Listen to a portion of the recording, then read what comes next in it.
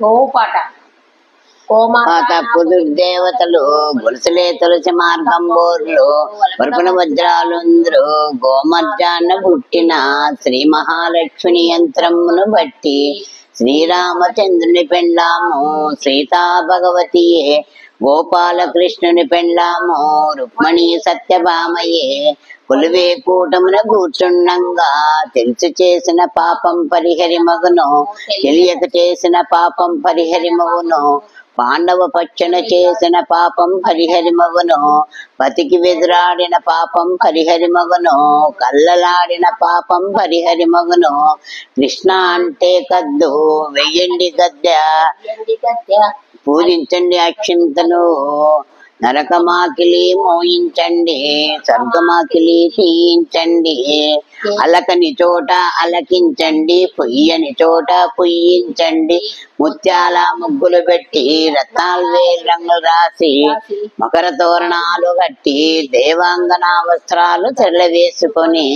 కృష్ణ అంటే కద్దు వెయ్యండి గద్దె కడగండి కాళ్ళు పూజించండి గంధమాక్షింతలు నరకమాకిలి మోయించండి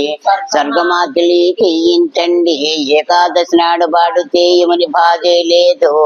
అమావాస్య నాడు పాడితే 6 నెలల పాపం పరిహరి మగను తాను తన అత్తగారత్త ముప్పొద్దున లేచి ముచ్చంకా ముత్తైతనము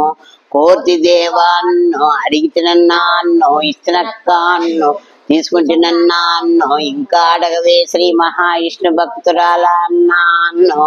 తాను తన అవ్వగారవ్వ ముప్పొద్దున లేచి మునమున పొలాలెత్తి ముచ్చట్ల ముత్తైతనము కోతి దేవాన్నో అడిగితేనన్నాన్నో ఇస్తునక్కాన్నో తీసుకుంటున్నాన్నో నాకు వేసి మహావిష్ణు భక్తురాల అన్నాన్నో